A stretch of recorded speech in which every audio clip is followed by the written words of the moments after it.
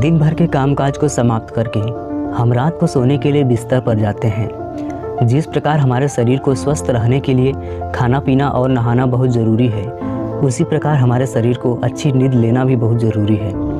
किसी दिन अगर रात को अच्छे से नींद पूरी न हुई हो तो हमारा अगला दिन कैसे गुजरता है, इसका अनुभव शायद हम सभी ने अपने जीवन में किया है। एक सर्वे के अनुसार इंसान बिना सोए सिर्फ 5 से 7 दिन तक हेल्दी रह सकता है, अगर वह बहुत स्ट्रांग हो तो। बट आज आप एक ऐसे हॉरिफिक एक्सपेरिमेंट के बारे में जानने वाले हो जिसको सुनकर आपके रोंगटे खड़े हो जाएंगे। इस वीडियो को देखने के बाद आपको पता चल जाएगा कि अगर कोई इंसान लगातार कई दिनों तक न सोए तो क्या होगा। तो चलिए वीडियो को स्टार्ट करते हैं बिना किसी देरी के।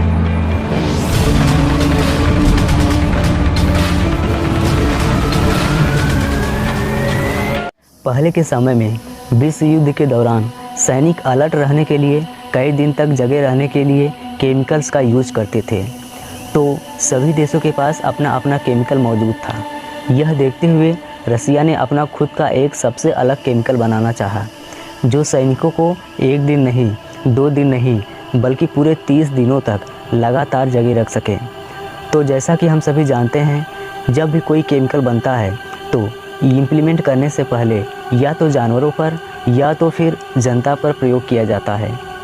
तो इस केमिकल का प्रयोग किसी जानवर पर नहीं बल्कि जनता पर करना था। तो जो ये टेस्ट सब्जेक्ट हैं जिन पर यह प्रयोग करना था, उनको फाइंड करना कोई मुश्किल काम नहीं है, क्योंकि जो लोग जेल में होते हैं वे लोग ईजिली अवेलेबल होते हैं इस तरह के ख़तरनाक प्रयोग के लिए। तो रसियन वैज्ञानिकों ने जेल से 5 कैदियों को चुना और उनसे कहा गया कि यदि तुम इस एक्सपेरिमेंट में भाग लो और इस केमिकल के ज़रिए लगातार 30 दिनों तक हेल्दी जगह रहे तो हम तुम सबको पूरी तरह से आज़ाद कर देंगे, मतलब जेल से रिहा कर दिया जाएगा तुम लोगों को हमेशा हमेशा के लिए। लेकिन यह एक झूठ था जो उन पर यह प्रयोग करने के लिए ही केवल कहा गया था। तो फिर एक लैब तैयार किया गया और उनमें उन 5 कैदियों को डाल दिया गया और एक्सपेरिमेंट को स्टार्ट किया गया। फर्स्ट डे, पहला दिन बीता। वे 5 कैदी बहुत खुश थे, यह सोचकर कि हम लोगों को क्या करना है, बस 30 दिनों तक लगातार जगे रहना है और यह गैस तो है ही जो हमारी हेल्प करेगा जगे रहने के लिए। तो फर्स्ट डे उस केमिकल को छोड़ा जाता है गैस के ज़रिए, तो वे लोग पूरी तरीके से हेल्दी रहते हैं। इसी प्रकार दूसरे और तीसरे दिन भी ये लोग हेल्दी रहते हैं, मतलब सब कुछ ओके था। इस 3 दिन के रिजल्ट को देखकर रिसर्चर्स बहुत खुश हुए, यह सोचकर कि दूसरे देशों का केमिकल क्या है जो सैनिकों को केवल 1 से 2 दिनों तक ही जगे रख सकता है। अब तो हमारा खुद का केमिकल तैयार हो चुका है जो सैनिकों को पूरे 30 दिनों तक हेल्दी जगे रख सकता है। लेकिन चौथे दिन से उस केमिकल का नेगेटिव इफ़ेक्ट उन कैदियों पर पड़ने लगता है। डे 4, एक्सपेरिमेंट के चौथे दिन अचानक से उन सभी कैदियों की बेचैनी बढ़ने लगती है और वे लोग आपस में ही कुछ डार्क चीज़ों के बारे में बात करने लगे। वे लोग अपने अपने लाइफ के नेगेटिव एक्सपीरियंस को जो वार के समय में किए थे उन सब के बारे में आपस में बात करने लगे और बिल्कुल हॉरिफिक तरीके से। इस तरह 5 से 8 दिन तक उन लोगों पर नेगेटिविटी इतना ज़्यादा हावी हो गई थी कि वे लोग आपस में ही लड़ने झगड़ने लगे और कभी कभी आपस में ही कुछ बड़बड़ाने लगे, मतलब आपस में ही कुछ अलग लैंग्वेज में बातें करने लगे, जो ऐसा लगता था कि वे लोग एक दूसरे की बातों को समझ पा रहे थे। लेकिन रिसर्चर्स उनकी बातों को बिल्कुल भी नहीं समझ पा रहे थे। उनमें से एक तो अपने आप से ही कुछ डार्क चीज़ों के बारे में बात कर रहा था। 4 से 8 दिनों तक उन सभी कैदियों की हरकतें देखकर रिसर्चर्स के होश उड़ गए। लेकिन 9वें दिन एक ऐसी दिल दहला देने वाली घटना हुई जिसकी रिसर्चर्स को बिल्कुल भी उम्मीद नहीं थी। एक्सपेरिमेंट के 9वें दिन उन 5 टेस्ट सब्जेक्ट में से एक टेस्ट सब्जेक्ट अचानक से दौड़ दौड़ कर चिल्लाने लगा और इतनी ज़ोर से चिल्लाता है कि उसका वोकल कॉर्ड इतना वाइब्रेट होता है कि वह फट जाता है, और जैसे ही फटता है वह अचानक से नीचे गिर जाता है और शांत हो जाता है। रिसर्चर्स कुछ समझ नहीं पा रहे थे कि यह गैस के कारण हो रहा है या फिर ना सोने की वजह से। उनका यह मानना था कि लोग नहीं सोने की वजह से बीमार तो होते हैं, लेकिन ऐसा तो नहीं होगा कि वह चिल्लाकर अपना गला ही फाड़ ले। यह शायद उसी मिस्टीरियस केमिकल की वजह से हुआ है जो कि रिसर्चर्स ने बनाया था। अगले दिन डे 10, अचानक से उस लैब की सारी गतिविधियां बंद हो जाता है। सब साइलेंस, कहीं से कोई भी आवाज़ नहीं आ रही थी और किसी को भी नहीं पता था कि वे आखिर ज़िंदा भी हैं या नहीं।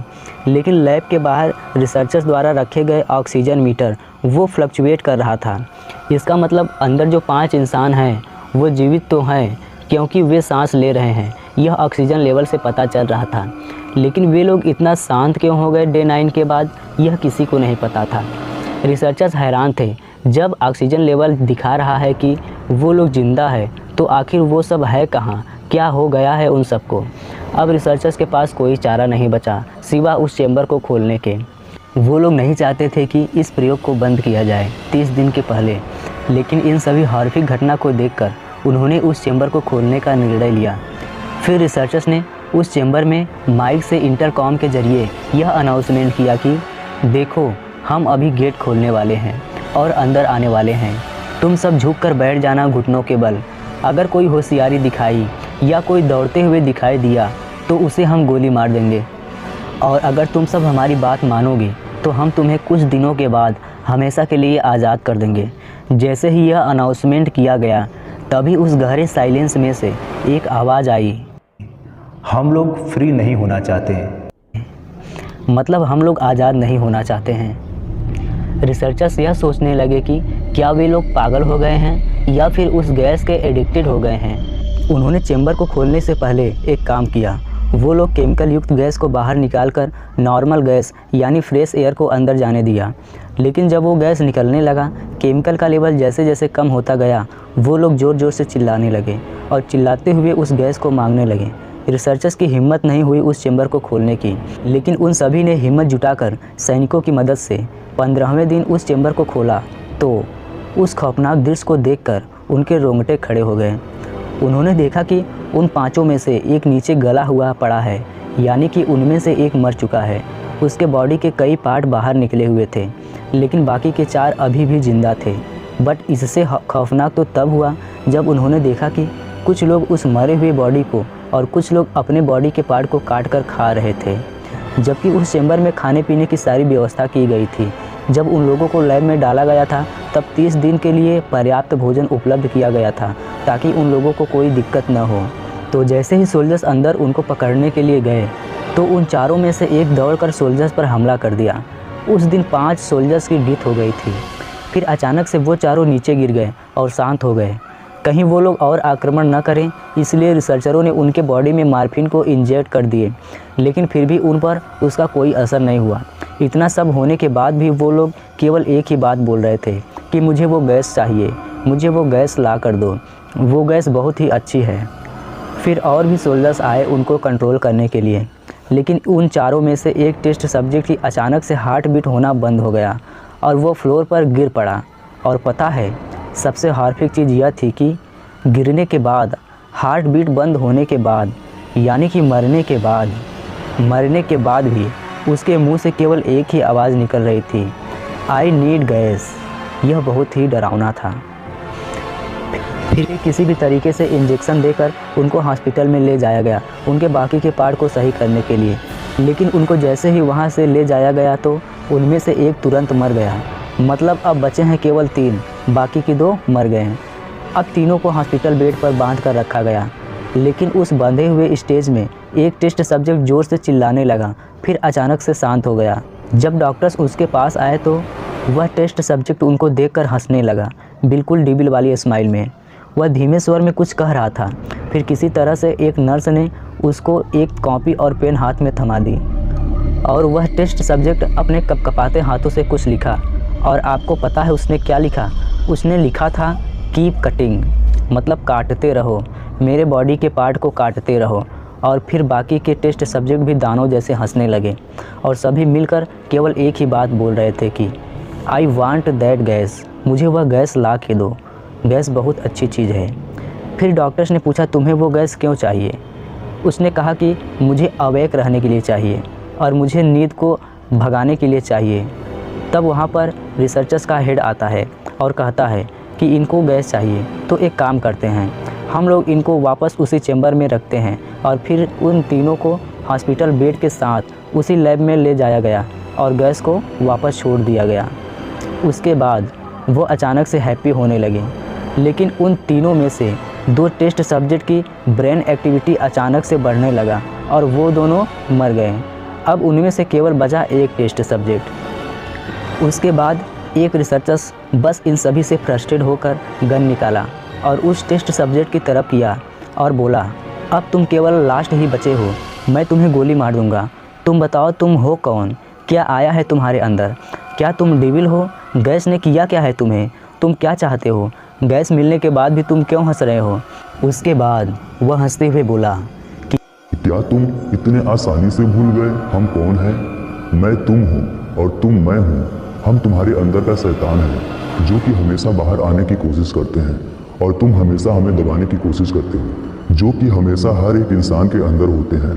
हम वही है जिसे तुम रात के अंधेरे में महसूस करते हो। हम वही है जो कि तुम्हारे अंदर हमेशा से रहते हैं, बस निकलने का इंतजार करते हैं।